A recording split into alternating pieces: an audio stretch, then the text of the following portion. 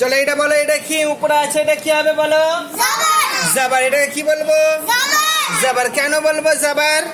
উপরে আছে বলে যে কোনো অক্ষরের উপরে থাকলে কি হবে? জাবার। আর নিচে থাকলে কি হবে? জের। নিচে থাকলে কি হবে বলো? জের। আর এই গোল পড়া থাকলে, এই গোল পড়া থাকলে পেশ।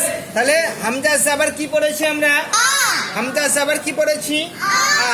হামজা জের কি পড়েছি? ই। আর হামজা পেশটা এখন পড়বো। হ্যাঁ, হামজা পেশ উ। হামজা পেশ উ। তাহলে হামজা পেশ কি হবে বলো? উ। তাহলে পেশ যুক্ত অক্ষরকে বলো, আগে বলো পেশ যুক্ত অক্ষরকে তাড়াতাড়ি পড়া বলো।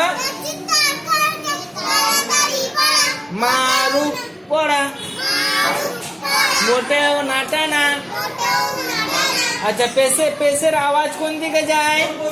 সামনের দিকে যায়। পেশের আওয়াজ সামনের দিকে যায়। আর কি হয়?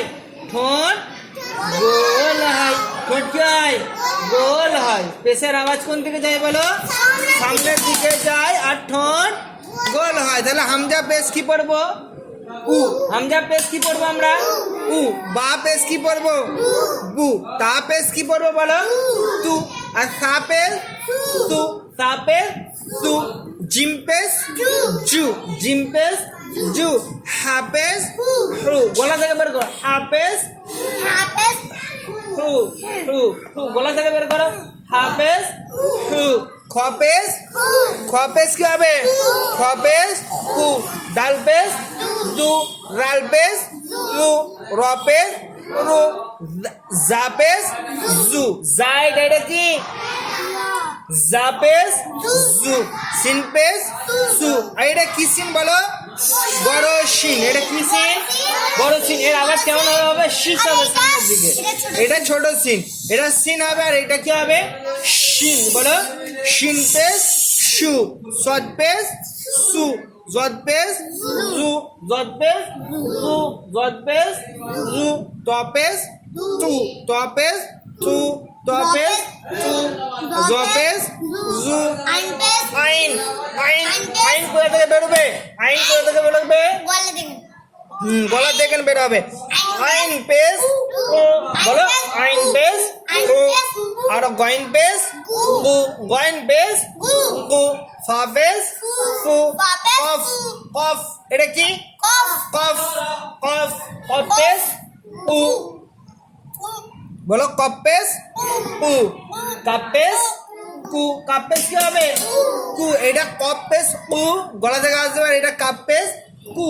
মুখ থেকে আসবে। হ্যাঁ, সিম্পল হবে। কু। কাপ পেশ কু। এটা কি? লাম পেশ লু। মিম পেশ মু। নুন পেশ নু। ওয়াও পেশ উ। হা পেশ হু। হামজা পেশ হু। ইয়া পেশ ইউ। ইয়া পেশ ইউ।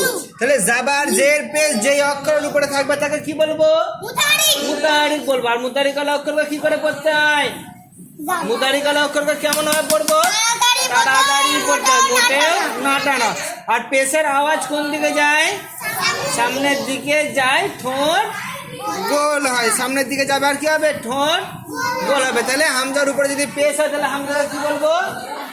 হামজা মুতাহারিক। হামজা কি বলবো?